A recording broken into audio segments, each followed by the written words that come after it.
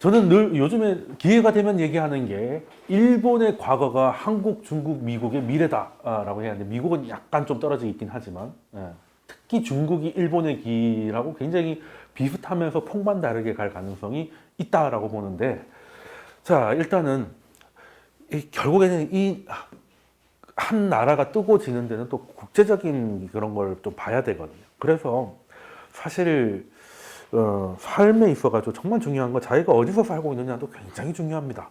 한국 사람이냐 미국 사람이냐에 따라서 그것도 운명이라고 보는 거죠. 그것도 운명이라고 보는데 일단은 지금 현재 그 국제 화폐 질서는 71년부터 출발했다고 봐도 되죠.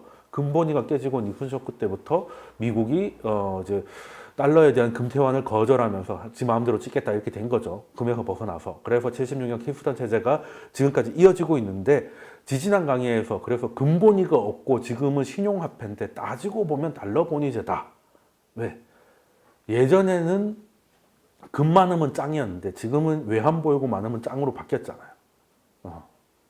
그리고 중국도 외환 보유고를 많이 갖고 있다가도 그 외환 보유고도 많다고 끝나는 것도 아니다. 계속 늘려야 된다. 털리는데 뭐 1년이면 1조 털리는 것도 우리 눈으로 봤잖아요. 그러니까 함부로 이게 신분의 차이입니다. 이게 신분의 국가의 상놈과 양반의 차이라고 볼 수 있는데요. 중국이 아무리 그래도 이제 돈 많은 상놈이죠 현재는. 우리는 거기에 비대고 있는 또 다른 상놈이고 뭐 그러고 있는 건데 일단 일본은 이걸 이해하려면 70년대 돈을 이제 자유롭게 찍게 됐어요. 그러면 이제 인플레이션이 당연히 오겠죠.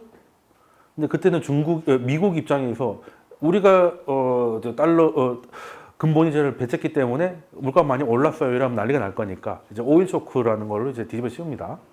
1차, 2차. 사실 이 당연한 게 화폐 가치가 떨어지니까 기름값이 올라가는 거거든요. 그죠? 근데 말을 이렇게 하면 기름값이 올라서 물가가 올랐다라고 해도 맞는 말이야.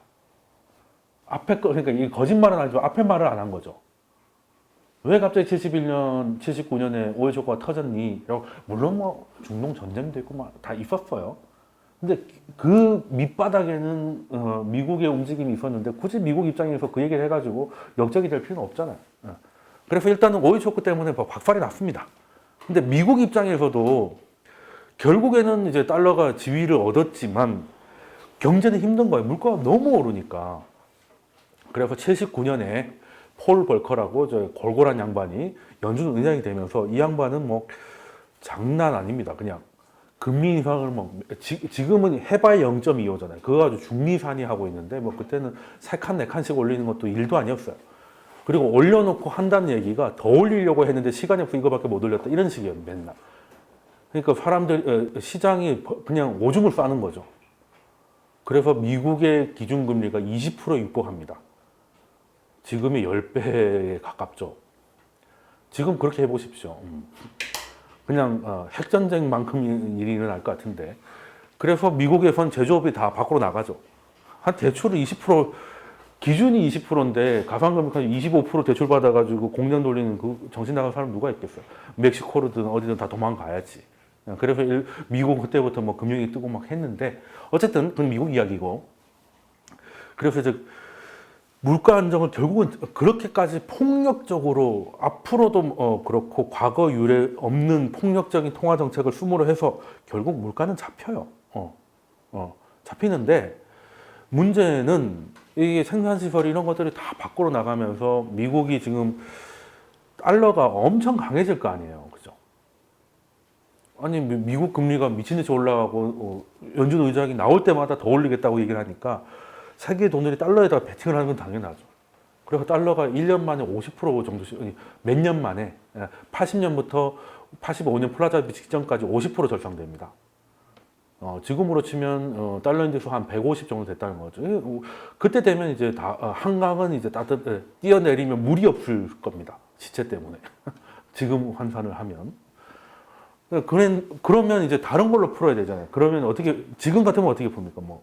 금리를 인하하든지 뭐 양적 완화를 하든지 해가지고 유동성을 공급해가지고 이제 시장이 적응할 수 있는 금리로 낮출 텐데 그때는 그런 거 안 했습니다. 뭐 그렇게 합니까? 저기 일본을 조지면 되지 라고 해서 국제간 협약으로 이걸 풀어나가요. 그래서 일본이 플라자 합의를 받으면으로 해서 달러를 약하게 만들어주는 거죠. 약하게 만들어주는데, 그래서 아까 말씀드렸다시피 235에서 1년 만에 120을 가는 놀라운 일이 벌어집니다. 놀라운 일이 벌어지고요.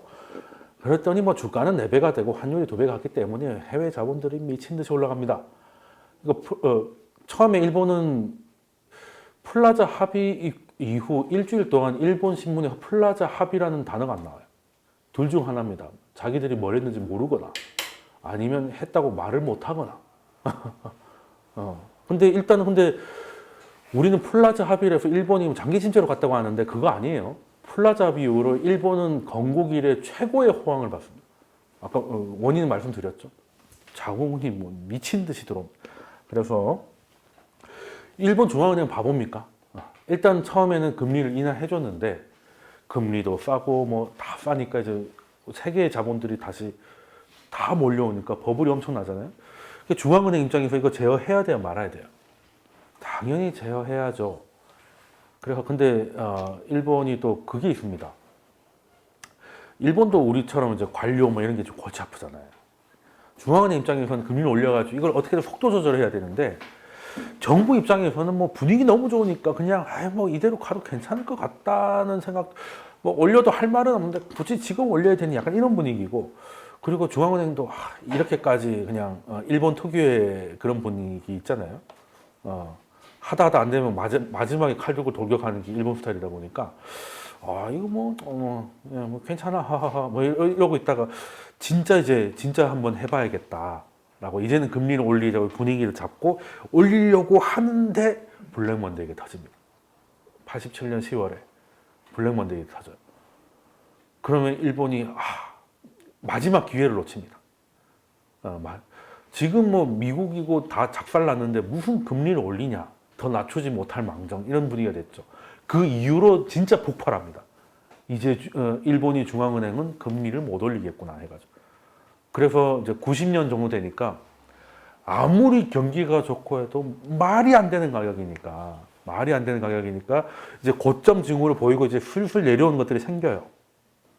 그리고 일본에서도 해외 자본이 너무 들어오고 상업용 부동산 가격이 너무 비싸지니까 이게 뭐 기업들이 돈을 벌어도 이게 뭐 안 되겠는 거예요. 그래서 상업용 부동산하고 그때 엄청 유행했던 게 뭐냐면 이제 뭐 골프장 회원권 같은 것들이 엄청난 재테크 수단이었거든요. 근데 거기에다가 해외 자본이 못 들어오게 막아버립니다. 그 자국민들도 아무리 골프가 좋기로 했으니 가격이 이렇게 올라간 거는 더 안 사게 되고 해외 자금 유입이 멈추니까 걔네들부터 무너지기 시작해요. 상업용 부동산 그리고 뭐 골프장 콘도 회원권 같은 것들이 먼저 무너지고, 근데 주식은 좀 버텼습니다. 주식은 좀 버텼어요. 왜? 그래도 해외 자금이 주식 시장으로 들어왔기 때문에. 부동산이 먼저 꺼지죠. 한 1년 정도 차이가 있는데 주식 시장이 박살난 거는 이제 역시 보험사 때문이었어요.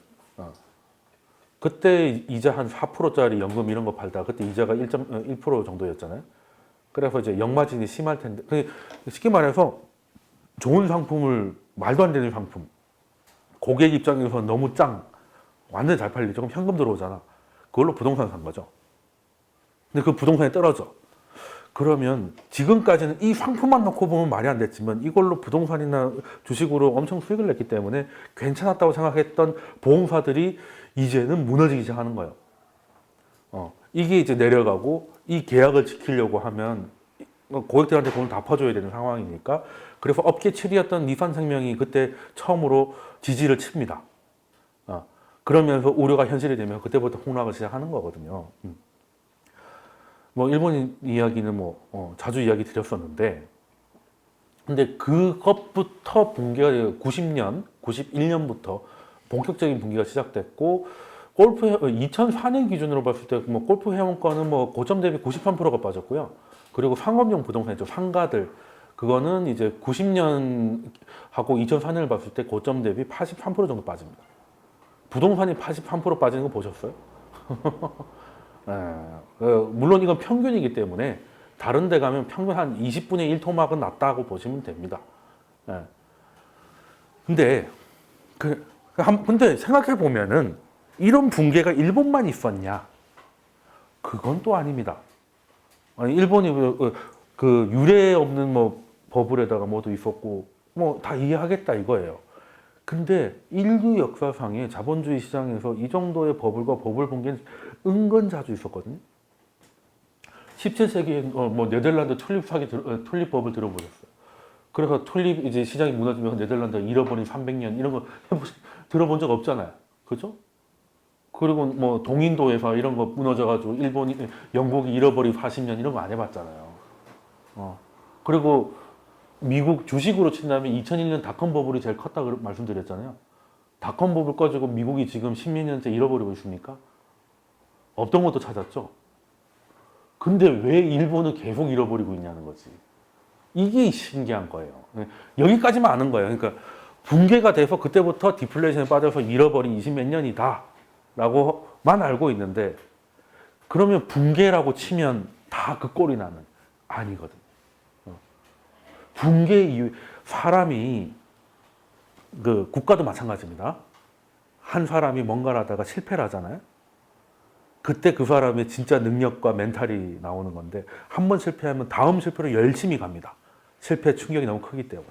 그래서 인생이 이제 망하는 거죠. 대부분 그렇게 망크리를 갑니다. 거기서 다시 뭐 딛고 올라가는 사람은 굉장히 드물어요.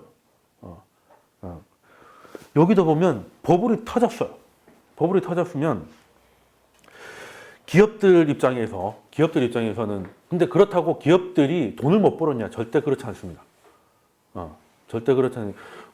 90년대, 91년에 뭐 고점 찍고 떨어진다고 해도 메이드 인 재팬의 경쟁력은 지금도 여전합니다. 제가 지난주 강의에서 반도체 한국 삼성한테 뺏겼다고 말씀드렸는데, 그렇지만 반도체만 내줬지 반도체 장비는 일본이 다 갖고 갔거든요. 그냥 바꾼 거예요. 반도체를 미국이 타겟해서 때려버리니까 얘네들은 포기하고 반도체 장비로 한 겁니다. 우리나라 삼성전자 막 자랑하면 일본 애들이 늘 하잖아요. 우리 장비 안 보내주면 만들지도 못할 것들이 라고 하고, 중국 애들은 뭐라고 합니까? 너희 동네는 고기가 비싸지 뭐 이런 식으로 그냥 늘 나오는 고기론 아니겠습니까? 그러니까 이게 왜 이렇게 됐는지를 봐요. 일본의 경쟁력은 절대 무너지지 않았고, 그리고 오히려 중국이 떠서 3등이 된 거지, 중국 아니었으면 그 자리 그대로였어요. 잃어버린 나라치고는 별로 잃은 게 없는 것 같은 느낌이 듭니다. 근데 디플레이션인 건 분명했어요. 그래서 위기가 왔을 때 위기에 대처하는 방법이 엄청 중요합니다. 여기서 우리는 일본의 경우로 배울 때 우리는 왜 앞에 것만, 그러니까 인구 절벽이 꺾여가지고 뭐 붕괴가 왔고 붕괴해서 잃어버렸다라고 하니까 우리나라도 이제 인구가 꺾이니까 이제 붕괴되고 잃어버린 몇십 년, 이게 너무 순진한 패턴이 아니고, 그래서 일본이 위기를 맞았는데 그 위기에 어떻게 대처했길래 이렇게 오랫동안 잃어버렸는지 이걸 봐야 되거든요. 이거에 대한 얘기가 별로 없습니다. 근데 보면 일단 기업들은 이제 기업의 대차대조표를 보면 이제 순자산 부분이 박살이 났을 거 아니겠어요. 주식 떨어지고 부동산 박살 났으니까. 그럼 기업들은 여전히 돈을 벌었어요? 그러면 기업들은 어떻게 움직이겠습니까? 원래는 이럴 때일수록 더 질러야 되는데, 더 질러서 이거를 이제 주가를 다시 끌어올리고 이제 시장을 회복시켜야 되잖아요. 원래는.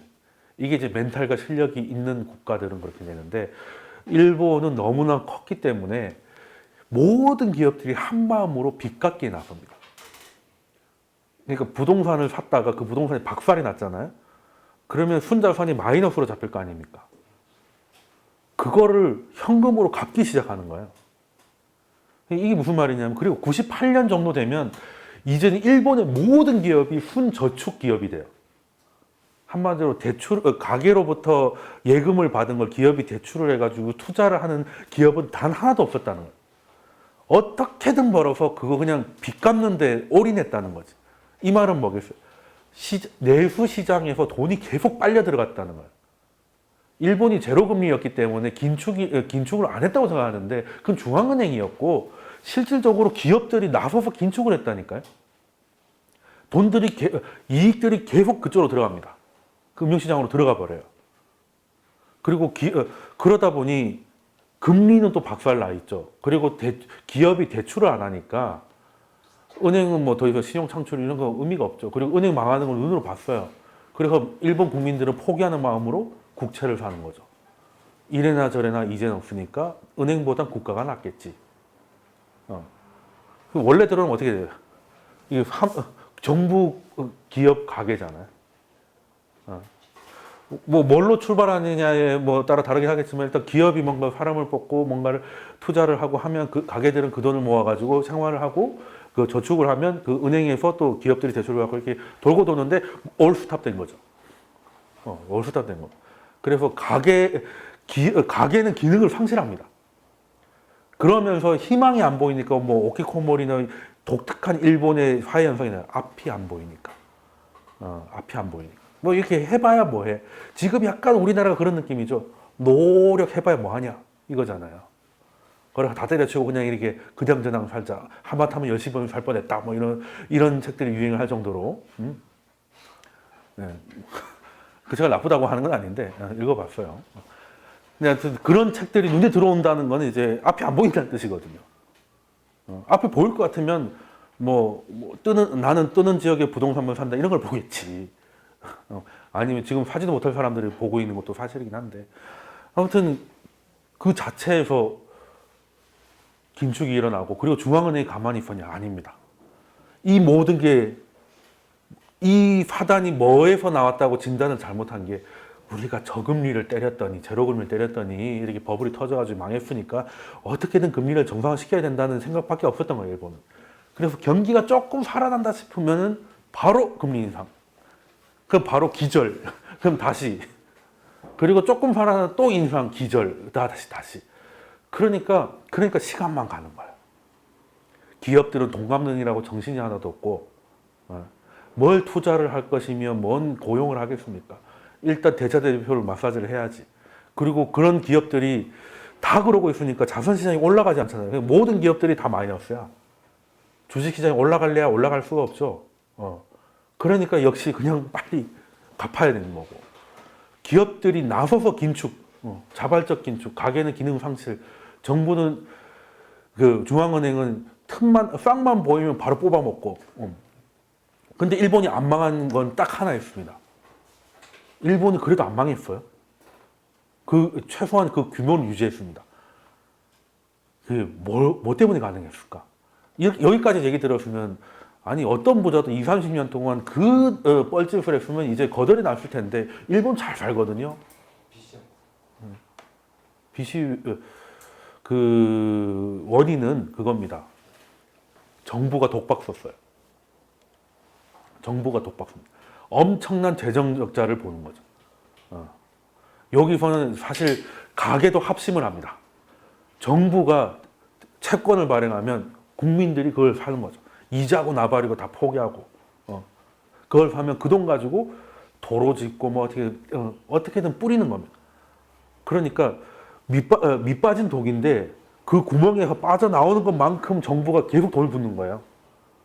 그래서 일본 가계 그 정부 부채가 엄청난 거 아시죠? 그것 때문에 버틴 거예요, 사실은.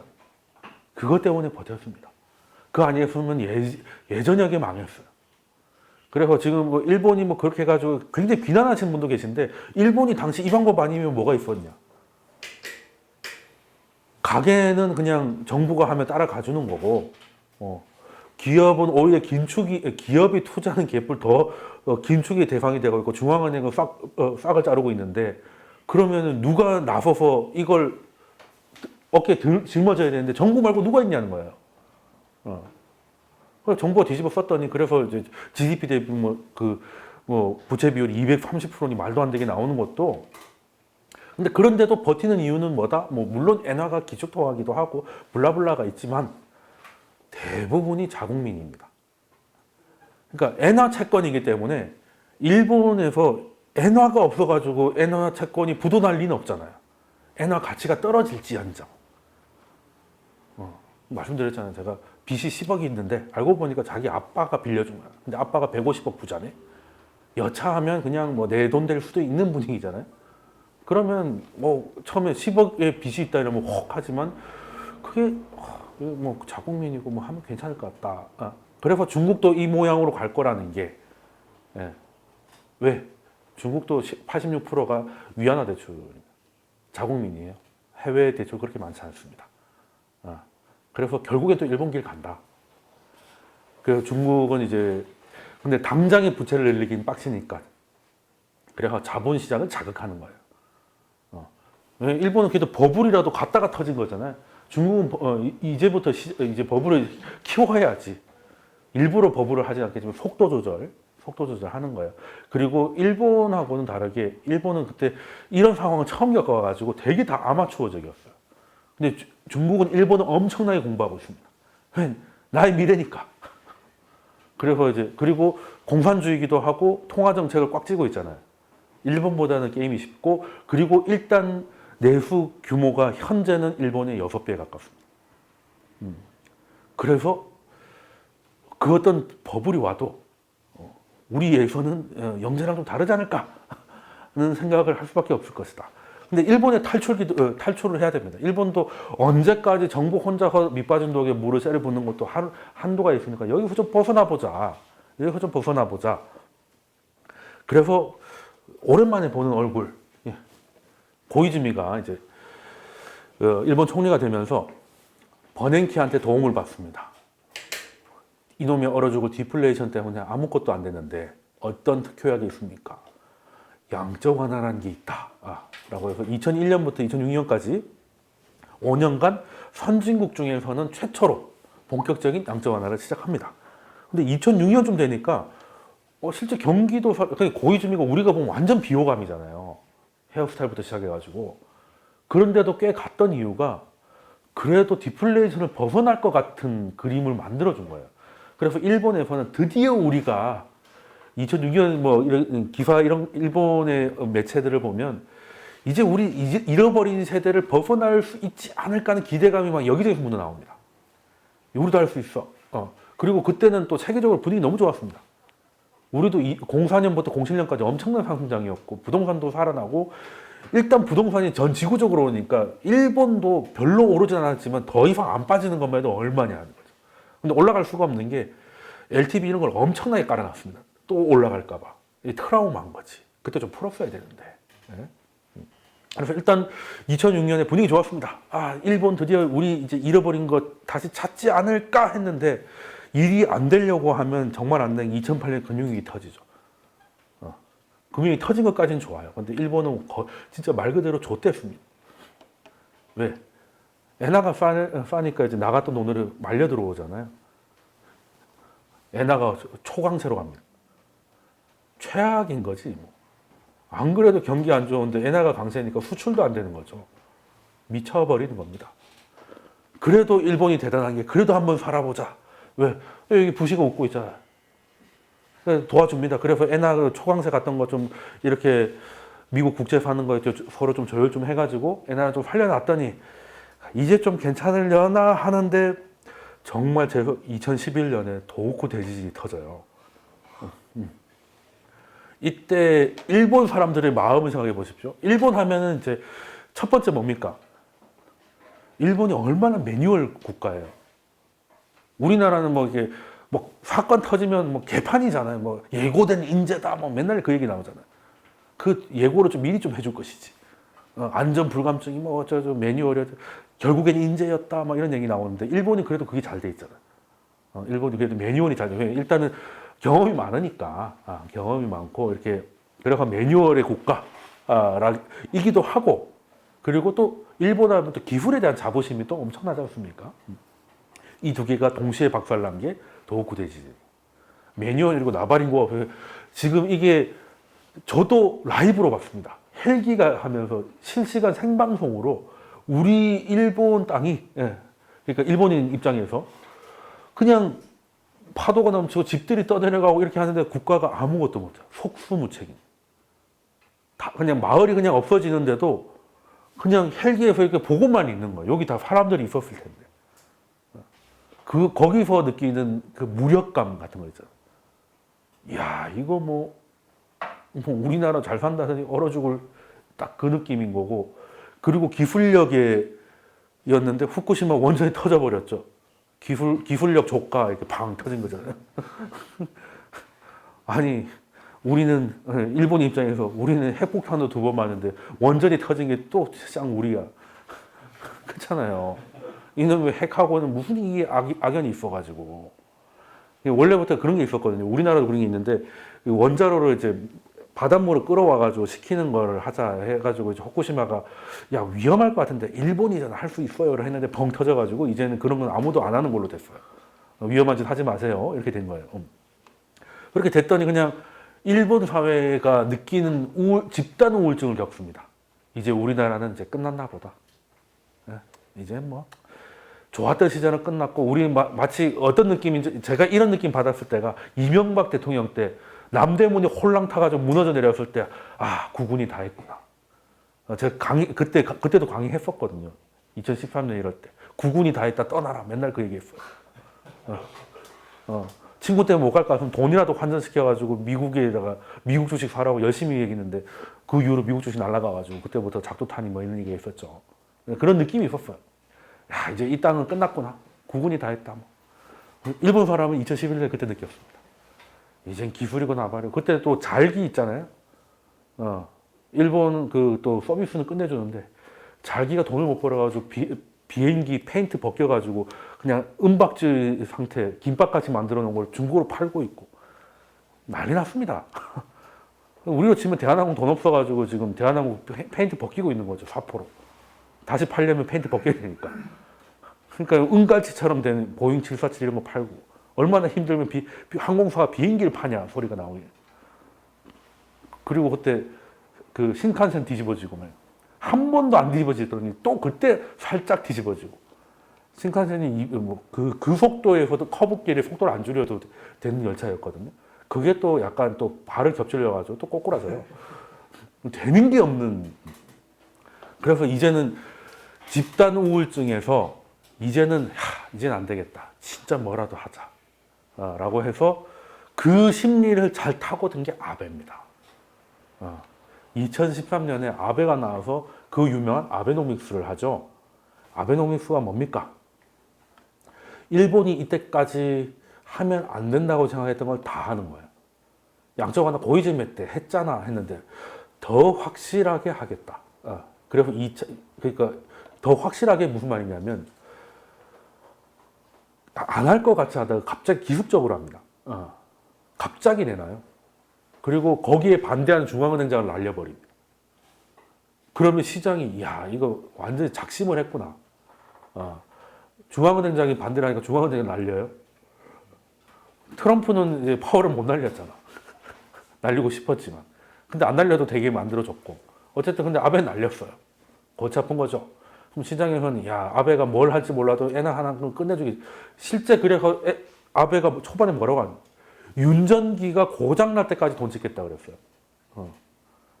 근데 정확하게 통화 정책을 아시는 분들은 아베노믹스가 하는 양적 완화는 뭐 진짜 말 그대로 돈 찍어서 이게 시장에 뿌리는 건 아니거든요. 근데 그런 표현을 일부러 쓰는 게 미국도 마찬가지입니다.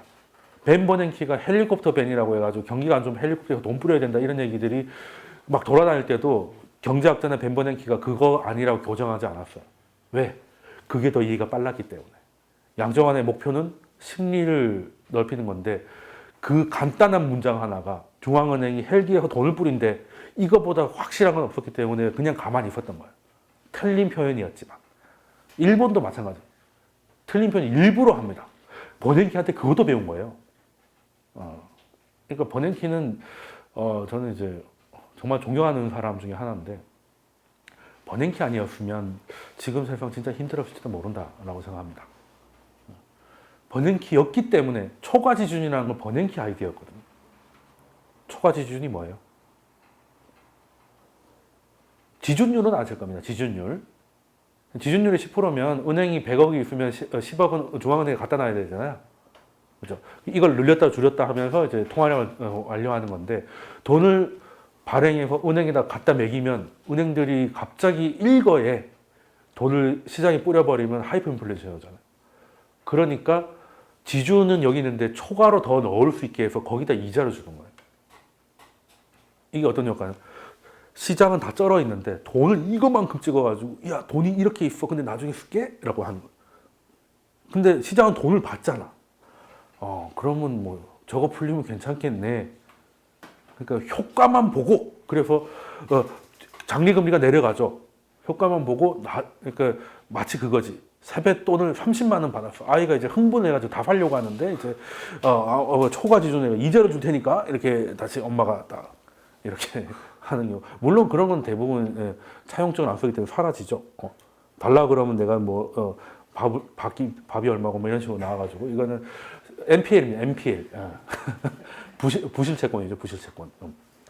그냥 아무튼 그렇게 만들어서 그 이후에 그렇게 큰 위기가 왔음에도 그렇게 세상이 뭐 그렇게까지 위기에 몰리지 않았었고요. 그리고 일본도 진짜 버냉키한테는 이제 큰절해야지. 다 가르쳐 줬잖아요.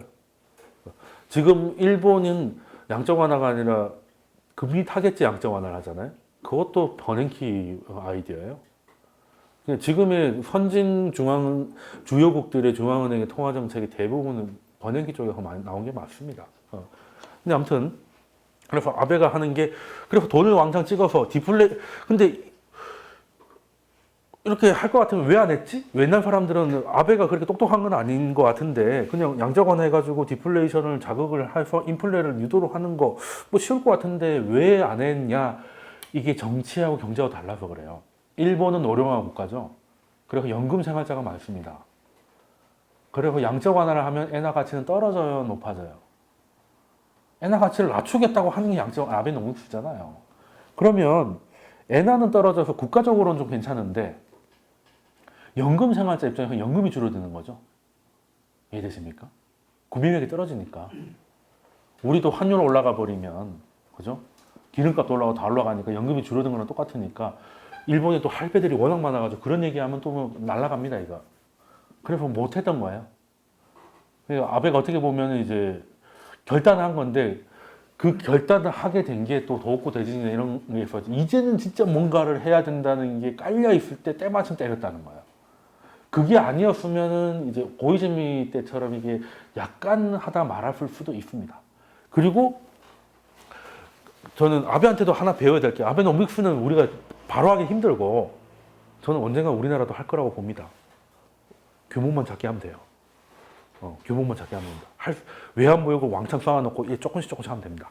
근데 언젠가는 할 거다. 언젠가는 할 거라고 보고 왜? 답이 없으니까. 근데 아베한테 배워야 될 거는 일본이 지금 재정정책을 막 해가지고 밑빠진 독을 겨우 메워가지고 그냥 잃어버린 세월을 겨우 버티게 했다는 거잖아요.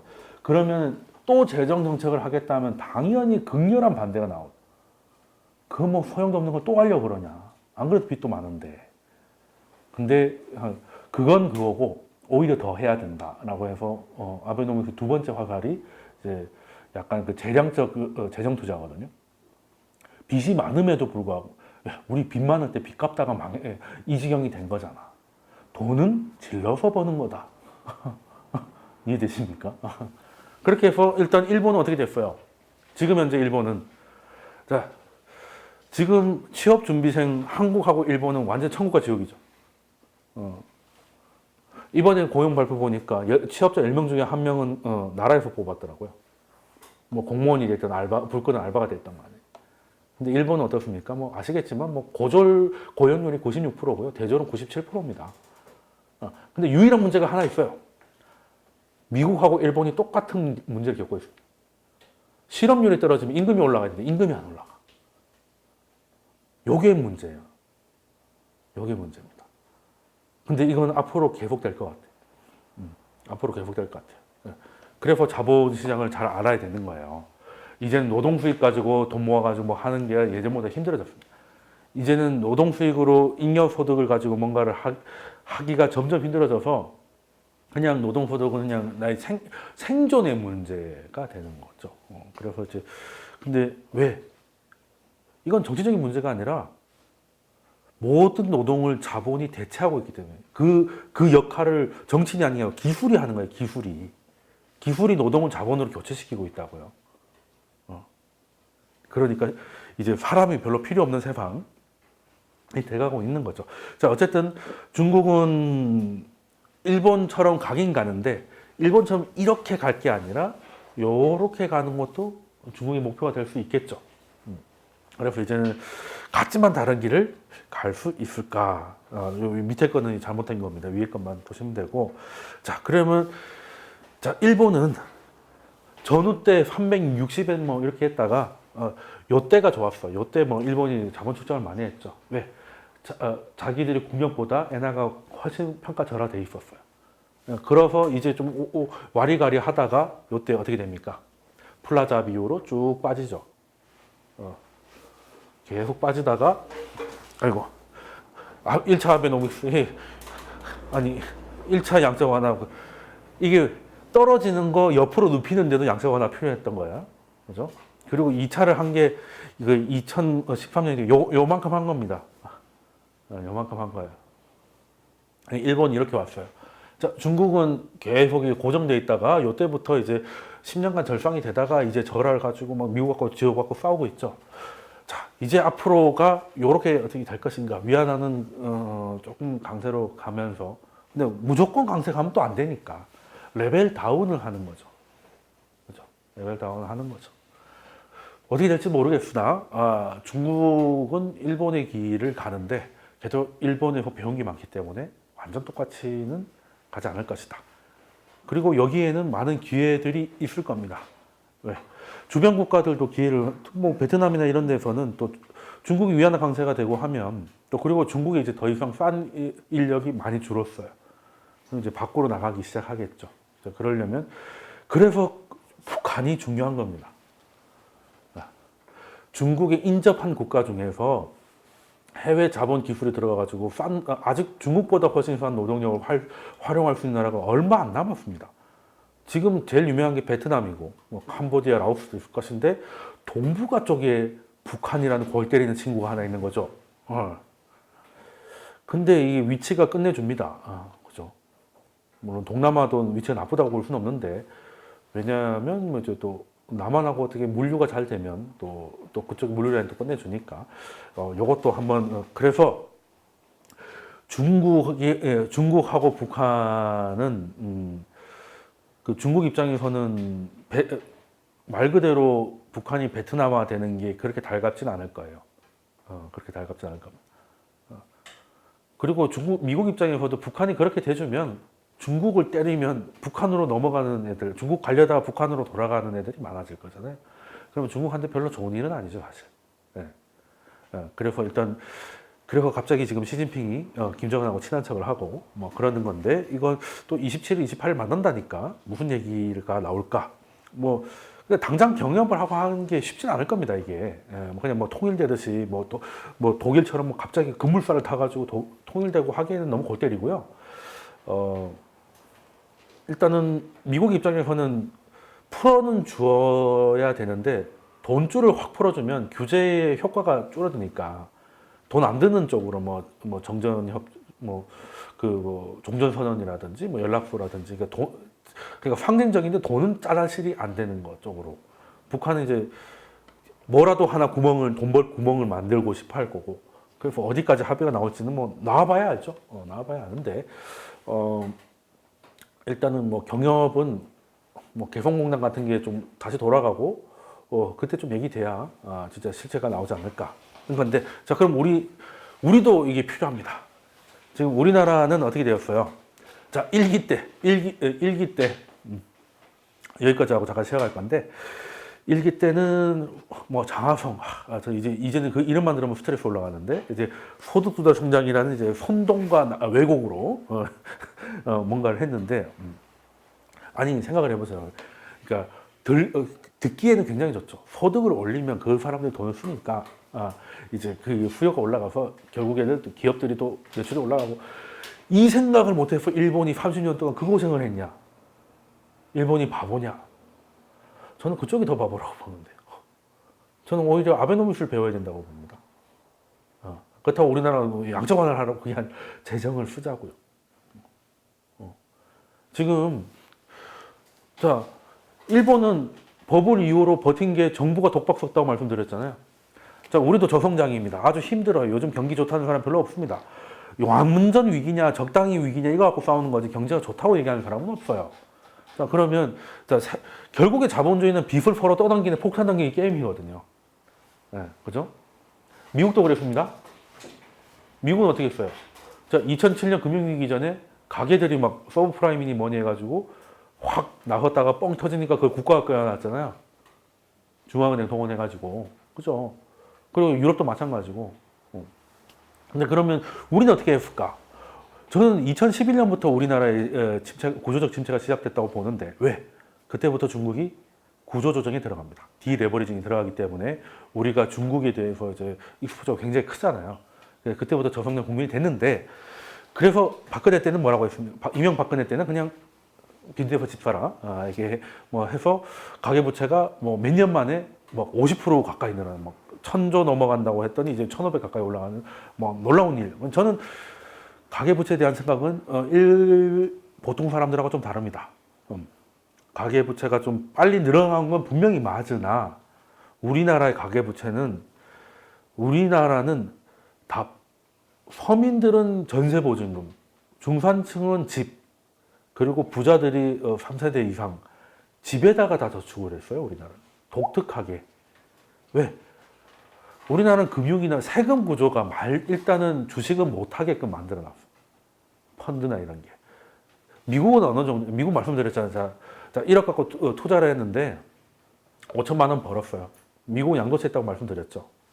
양도세 냅니다. 근데 손실을 봐요. 1억을 넣었는데 5천만 원 손실이야. 반토막 나가지고. 근데 소득공제를 받은 게 1,000만 원이에요. 그럼 아직 4천만 원 남아있죠. 그걸 10년 동안 소득공제 해줍니다. 10년 동안 해줘요. 그러니까 작년같이 시장 안 좋을 때 왕창 잃은 사람들은 그냥 양도세 낼 게 생기잖아요. 올해부터 뭐 수익이 나면. 그때 왕창 손해난 게 있어서 계속 까먹습니다. 그게 10년까지 됩니다. 여기 캐리포워드라고 하거든요. 하다못해 일본도 3년간 유예를 해줍니다. 대박 손실, 우리 반토막 이러면 이제 한 3년은 이제 수익 나도 양도세 안 내겠구나. 그리고 양도세도 10%밖에 안 돼요, 일본은. 그러니까 뭐 미국인들은 그냥 한번 해볼만 하죠. 근데 우리는 어떻게 됩니까? 정말 더럽게 돼 있죠. 부자들이 주식을 많이 못하게 돼 있습니다. 오늘도 한 분하고 통화하다가 나스닥에 투자하고 싶다. 그래서 뭐 우리나라에서 만든 나스닥 ETF를 했다. 수익 나면 세금이고 15.4% 세금이고 그리고 종합과세 냅니다. 그분이 또 이제 테이블이 한 40% 되는 의사다. 합산해서 그냥 폭탄을 맞는 거죠. 그리고 더 웃긴 건 뭐냐면 펀드 2개 들어갔는데 하나는 손실이고 하나는 상계 안 해줍니다. 10개 해가지고 3개가 수익이고 7개 꼬라먹으면 꼬라먹으면 다 꼬라먹은 거고 난 거에서 다 때립니다. 이런 데서 무슨 얼어 죽을 투자를 합니까? 하지 말라니. 그래서 피하는 방법이 그래서 저희가 변액보험으로 도망가고 변액보험 비과세 되니까 그리고 또 그래도 안 되면 뭘로 합니까? 역외 ETF 직접 하잖아요. 한전해가지고 그거는 적어도 분리과세니까 그리고 상계 처리해줘요. 그래도 불리하죠. 그래도 결론은 수익 나면 250만 원 공제 이상 넘어가는 것들은 22% 세금 두드려 맞는 겁니다. 양도세 맞는 거예요. 그리고 미국 시민권을 따지 않는 이상 소득 공제도 안 됩니다. 그러니까 이거는 한마디로 그냥 우리나라 사람들이 부동산에 너무 편중되어 있다 이렇게 많이 들어봤죠. 편중되게끔 돼 있어요, 구조가. 뭐 주식을 조금만 한 2, 30원만 굴리면 뭐 각종 뭐 행운의 편지가 날라오는데 그래서 어쩌겠습니까? 부동산도 세금 많죠. 근데 그건 모든 국가가 마찬가지고요. 근데 부동산은 또 웃긴 게 우리는 보유세가 좀 작잖아요. 그러니까 들고 있으면 됩니다. 재산세 때문에 죽겠다라는 사람 별로 없잖아요. 재산세 오히려 내고 싶다고 난리지. 그러니까 부동산에 몰리는 건데 그래서 사람들이 이제 금리도 낮아졌고 주식은 어렵고 저축 혹은 투자할 때가 부동산밖에 없기 때문에 그냥 부동산을 질러놓고 대출 갚는 걸 저축이라고 생각한다고요, 우리나라는. 그렇기 때문에 가계부채를 외국하고 똑같이 보기는 어렵다. 이건 적극적인 저축 행위라고 봐야 됩니다. 그렇게 결혼할 때 집 하나 대출받아 사가지고 2, 30년 동안 갚으면 은퇴할 때 내가 집 하나는 있지 않느냐 이거거든요. 그래도 은행 이자 뭐 해봐야 얼마 안 되는데 차라리 집값이 오르는 게 더 낫지. 그죠? 그렇게 된 건데 아무튼 근데 최근에 너무 빨리 오른 건 맞아요. 맞습니다. 근데 이제 또 이 정부가 또 더 끌어올릴 것도 있고 한 10몇 프로 올라놓고 지금 한 뭐 0.몇 프로 정도 빠지고 있는데 근데 어쨌든 그러면 기업들은 투자를 안 한다고 언론에서 많이 얘기하는데 우리나라 기업 투자들 제법 빨리 합니다. OECD에서 상위 그룹에 속해요. 기업들 투자는. 뭐 그냥 현대차가 뭐 국내 생산 시설을 지은 지가 뭐 몇십 년이 됐다 뭐 이런 얘기 나오지 않습니까? 뭐 광주형 일제 이렇게 하는데 원래요. 지금 현대차 미국 공장 어디 있습니까? 알라바마에 있죠. 알라바마 아마 아실 겁니다. 포레스트 검프 나오는 그 동네. 미국에서도 알아주는 깡촌이에요. 그냥 우리로 치면 그 경북 어디 김천 넘어서 저기 그냥 뭐 구미는 그래도 산업단지고 그냥 깡촌 있잖아요. 뭐 문경세제 같은데 뭐 만만한 문경이야. 깡촌 중에 유일하게 아는 데가 문경이라서 인구 2만에 예, 그렇습니다. 그래도 놀러 가긴 좋아요. 살 수가 없어서 그렇지. 아무튼 근데 알라바마에 왜 갔겠습니까? 거기 최저임금 없거든요. 미국은 주별로 다르잖아요. 최저임금 없습니다. 예. 그래서 미국에다 공장 하나 지어야겠는데 워싱턴주 이런 데 지어야겠습니까? 워싱턴 아시죠? 워싱턴은 최저임금 높이는 거 실험하는 주입니다. 15달러예요. 거기다 현대차 지어가지고 폭망할 일이 있습니까? 알라바마에 짓는 거죠. 그래서 제가 지난주에 말씀드렸잖아요. 지역별로 최저임금 차별 두는 것도 나쁘지 않다고. 그렇죠. 지금 우리나라에서 지금 SK 하이닉스 공장 하나 더 짓는데 용인하고 지금 구미하고 막 여러 가지 싸우고 있잖아요. 용인 되겠죠. 아무래도 가능성 높습니다. 근데 구미가 막 예를 들어서 더 싸다 하면 생각해 볼 문제였을 텐데. 그러니까 그런 말씀 하시더라고요. 그러면 다 서울 가서 일하지. 그게 1차적인 생각입니다. 1차적인 생각이에요. 지방이 살려면 지방답게 놀아야 됩니다. 좀 죄송한 말씀이지만. 왜? 생산성이 안 나오거든요. 생산성이 안 나오니까. 네. 어떻게 서울에 1000만, 주변에 1300만 사는 동네하고 똑같이 놀려고 하면 안 되는 거지. 그렇잖아요. 그러니까 차별적 두는 것도 좋고, 제가 또 이번에 도노리 스쿨 뭐 이런 데서 이제 임금 얘기를 했는데, 말씀드렸다시피 이제 그 순댓국집 24시간 하는데 하루 12시간씩 서빙하는 아주머니들 계산하면 연봉 4천 줘야 돼요. 엄밀히 법적으로 따지면. 연봉 4천 받고 서빙하는 순댓국집 아주머니 보신 분 없잖아요. 네, 그런 것도 업종별로 좀 차별이 좀 필요가 있습니다. 네, 차별 필요가 있습니다. 네. 근데 아무튼 그 예전 정부는 이제 소득주도 성장 가지고 막 이렇게 얘기를 했는데 결국에는 성장률이 하락하고 투자가 감소하고 고용이 급감을 하니까 그때 이제 막 얘기가 나왔잖아요. 뭐 쇼크니 뭐니 하면서 그러면서 당시 장하성 실장이 뭐라고 했습니까? 기다려봐라 라고 했고 그 기다리는 동안 이제 뭘 보고 기다리냐라고 했더니 갑자기 이제 성장률이 떨어지는 게 눈에 보이니까 갑자기 경제성을 무시한 토건을 시작해요. 예타 문제가 나왔죠. 저는 그거 좋다고 봅니다. 예타 문제 해야 돼요. 근데 경제성을 무시한 거 아니야? 그게 그 말이잖아요. 경제성으로 보면 지금 안 되는데 지금 깼다는 거잖아요. 그게 이제 지방에다가. 그래서 이게 지방 관리를 하다 같이 죽는 수도 있어요. 수도권 인프라 저실합니다. 네, 저실해요. 그리고 투자를 하라고 갑자기 이제 재벌들을 어디 데리고 와가지고 같이 밥 먹으면서 어깨를 툭툭 치는 거죠. 투자 좀 하라고. 기업들이 그렇게 투자할 것 같으면 누가 안 했겠습니까? 기업들은 철저하게 계산해서 움직이고요. 그리고 더 할 여력이 별로 없어요. 할 만큼 하고 있습니다. 알라바마 얘기 말씀드렸는데 이제 인당 GDP가 3만 불 넘어가는 나라에서 자동차 공장을 대규모로 짓는다? 이건 제가 생각해도 말도 안 되는 겁니다.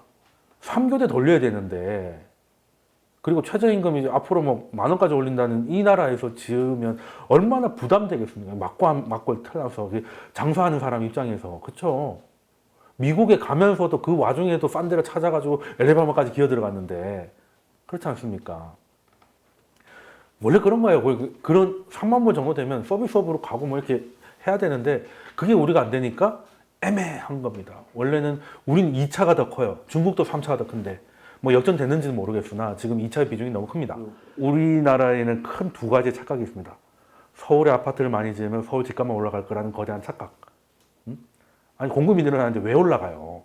그렇잖아.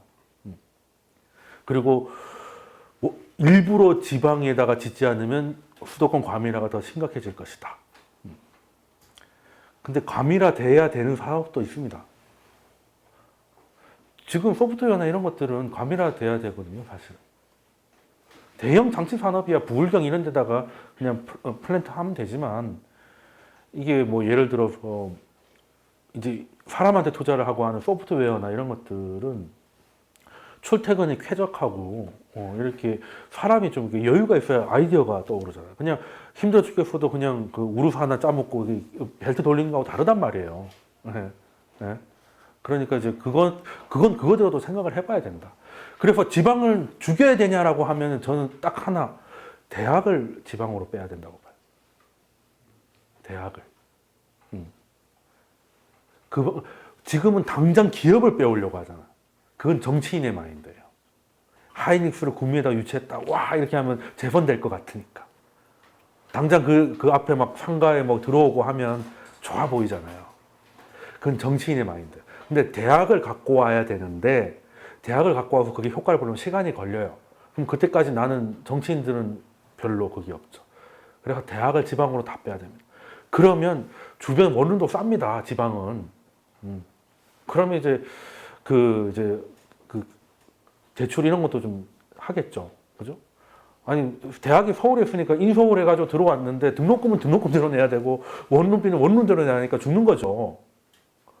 그러니까 등록금만 내주면 끝이는 아니죠. 잠은 어떻게 자고 밥은 어떻게 먹을 거야. 기숙사는 15%보다 못 들어갑니다. 그러면 이제 원룸 가야 되는데 원룸 가면 또 뭐 거의 낙골당 같은데 뭐 한 5, 60만 원 줘야 되잖아. 그 1년 600만 원입니다. 생활비까지 다 치면. 그러니까 등골 빠진다는 소리가 나오는 거예요. 지방으로 빼야 된다니까. 그래서 뭐 대전이나 이런 데는 그냥 공대를 몰아주고 이해되시죠? 그러니까 딱 그냥 우리 실리콘밸리 하면 뉴욕 생각 안 하잖아요. 스탠포드가 거기 다 있으니까. 그래서 샌프란시스코 집값이 미친 듯이 비싸진 게 뭐예요?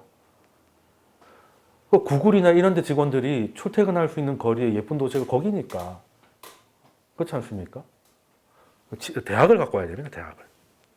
근데 대학은 안 가려고 하니까 관공서를 보내버리죠. 원주에다가 뭐 관광모험을 보내버리고 뭐 직원들이 우리 드디어 정문 앞에 이디야 생겼다고 서로 좋아하고 앉아 있고 뭐 그렇잖아요. 이디야가 이런 존재였나? 한수원 이런 데 가면 주변에 이게 원전인가 싶을 정도 아무것도 없고 경주까지 가야 뭐 하나 있고 이런 데인데 그런 안 하는 그렇게 되면 저는 차라리 그거는 한 곳에 몰고 그러니까 클럽들을 만들어 주라는 겁니다. 부울경이면 또 그 관련된 공대를 보내고 그러니까 기초과학이 있고 그 우리나라 잘하는 그게 또 있잖아요. 그런 것들 좀 나눈다든지 그런 게 좀 필요하지.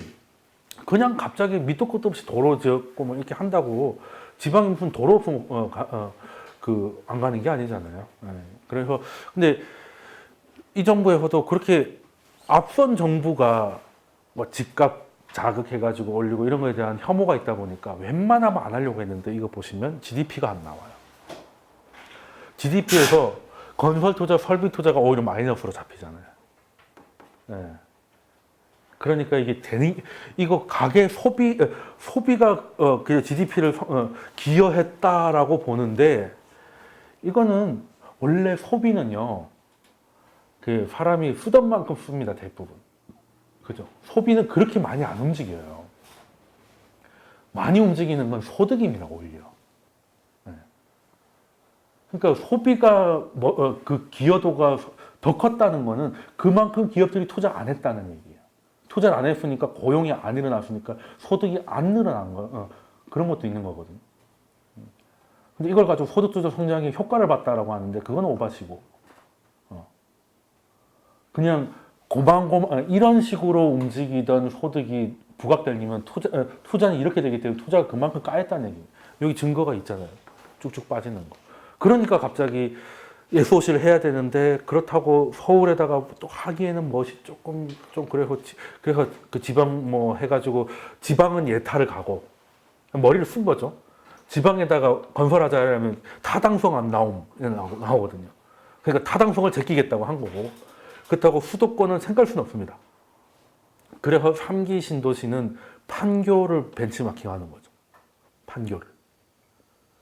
판교는 판교하고 다른 신도시하고 느낌이 확 다릅니다. 판교가 왜 잘 됐을까? 일자리가 많거든요. 판교 가면 다른 데 가면 운정 신도시 이런 데 가면 갑자기 허허벌판에 아파트만 쫙 나타나잖아요.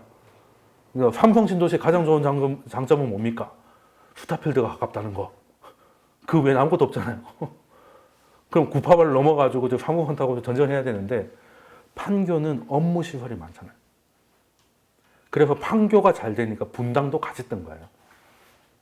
그래서 3기 신도시는 2기 신도시 옆에 사이사이 끼어가지고 업무지구를 많이 만들 수 있게끔 해줬어요. 그래서 서울 테두리에 거점을 만들겠다는 뜻입니다. 네, 이해되시죠? 네.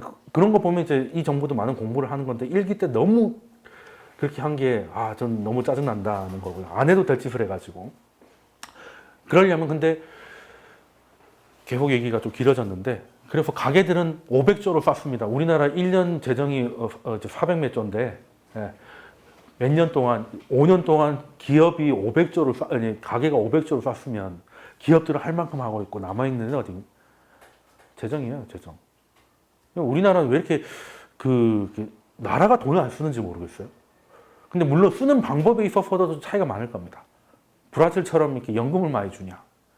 뭐 그렇진 않을까요? 국민연금 받는 거 보면 뭐 국민연금을 받기가 좋은 상품이긴 하지만 이제 뭐 죽어버리면 유증연금 이런 식으로 되면 뭐 그리고 연금 받을 때 소득이 있으면 또 엄청 까이고 막 여러 개 있어가지고 우리나라는 상황상 일하지 않는 자가 굶어라라는 이제 국민 정서가 있기 때문에 브라질 꼴은 안 날 것 같은데 그래서 저는 돈을 직접 주는 것도 복지지만 경기나 다른 이외 지역에 살아도 인프라가 잘 돼 있어가지고 서울 사람처럼 삶의 질을 느낄 수 있는 것도 복지라고 보거든요.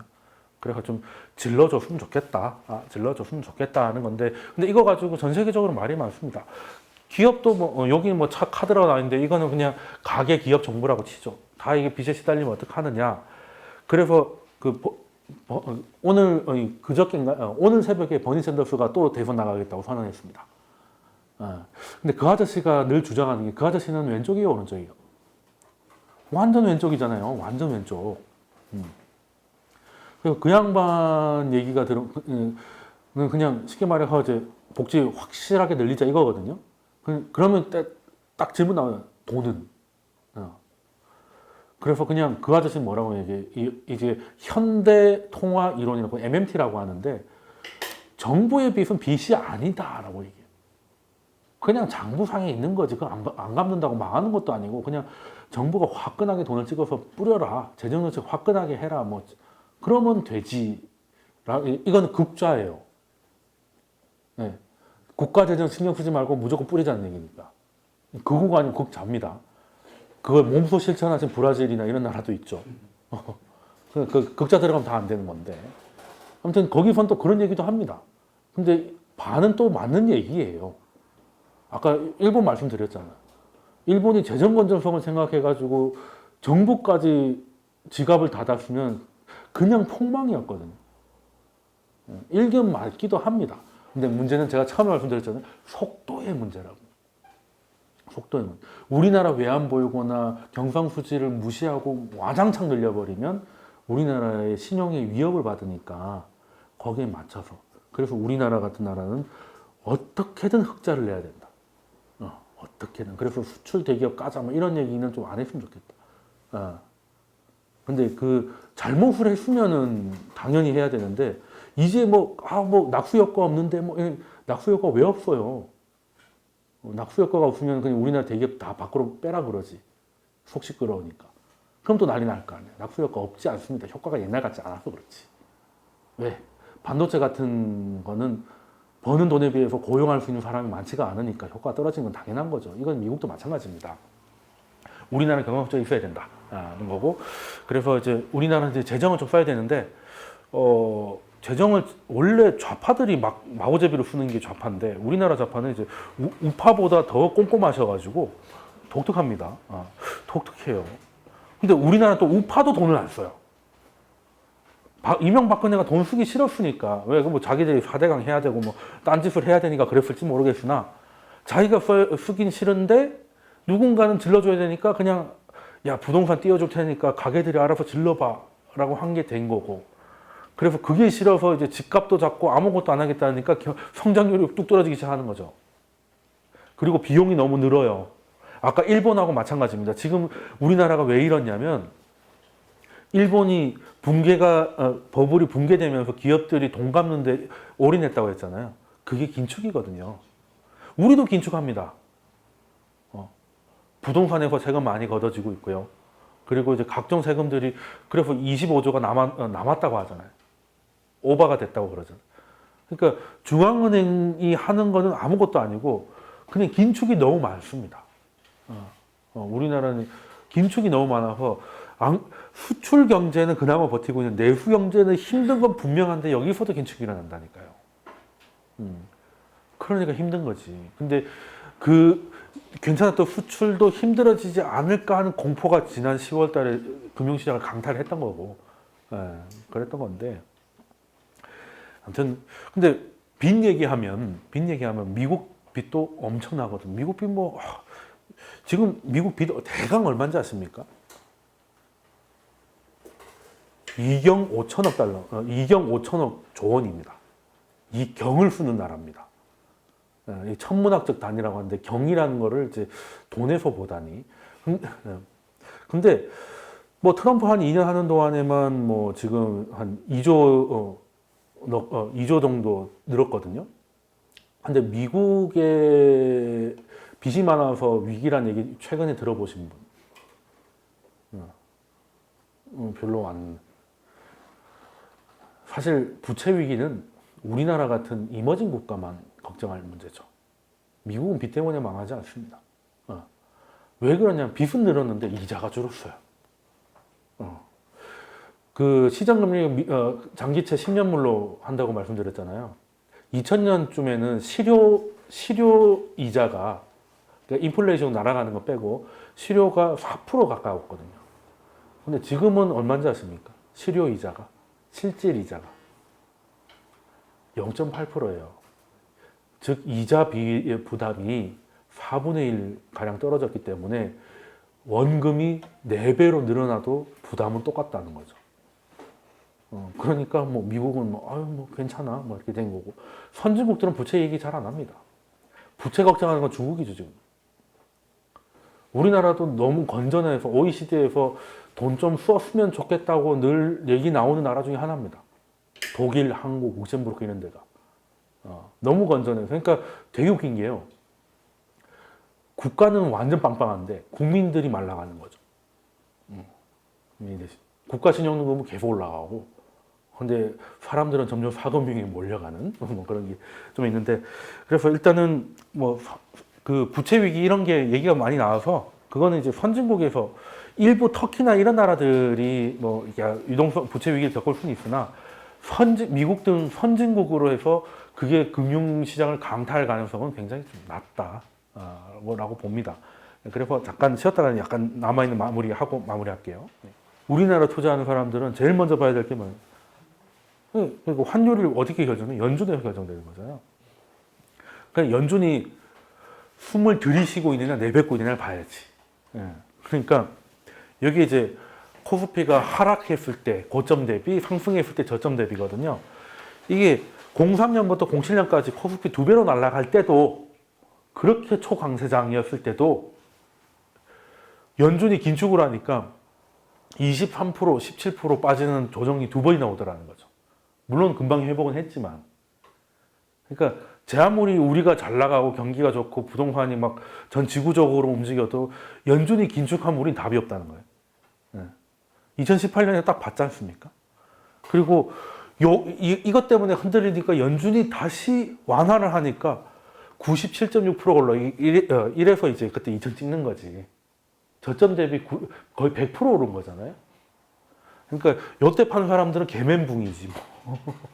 마이너 빚을 팔았는데 이제 다시는 주식하고 싶지 않을 거예요. 그래서 뒤늦게 샀더니 또 20% 빠지고 환장하는 거죠. 이게 스텝 꼬이면. 그러고 나서 긴축을 했더니 질겁을 했어. 그래서 연준이 완화를 했더니 날아갔습니다. 그리고 서브프라임 터지기 전에 뭐 또 다시 그때 금리 올리거든요.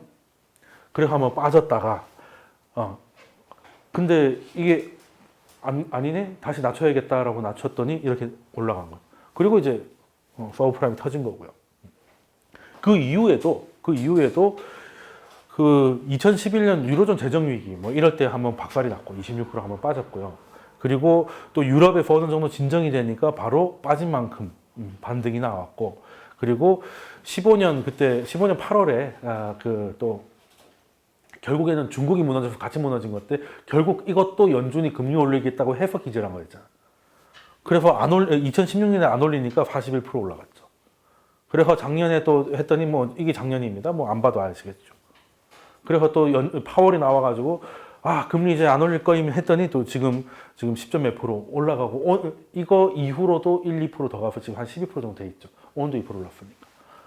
보면 뭐 간단하니까 길게 보면 답은 명확하다니.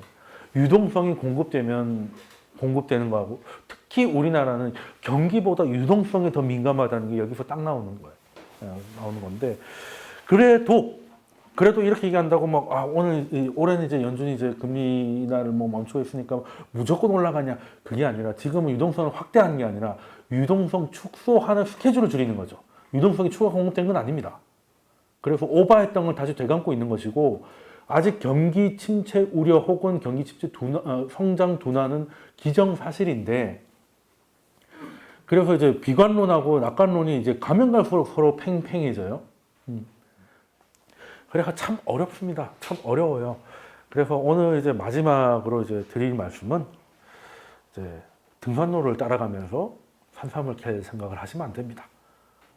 좋은 것이 쉬운 곳에 있을 리가 없죠. 있었으면 누군가 벌써 뽑아가고도 100번 더 뽑아갔겠죠. 그래서 뭐 이게 그때그때 다르고 다 어렵고 봐야 될 게 너무 많겠지만 쉬울 것 같으면 뭐 누가 월급쟁이 하겠습니까? 그래서 너무 쉬운 길로 가기보다는 제가 지난주 역발상에 대해서 말씀드렸는데 역발상이 꼭 예수하면 무조건 반대가 아니에요. 그 정도 혹은 이제 범위를 보고 이제 판단하는 거기 때문에 이제 공부를 같이 많이 하시면서 그 시장이 너무 과도하게 공포에 쩔어 있거나 아니면 과도하게 탐욕에 쩔어 있거나 할 때 우리는 거기 중심을 좀 잘 잡아가면서 대중들이 가는 게 등산로일 겁니다. 우린 등산로에서 크게 벗어나지 않는 선에서 사람들이 잘 다니지 않는 데서 기회를 한번 찾아보자 라고 말씀드리고 오늘 강의 여기까지 하겠습니다. 고생들 하셨습니다.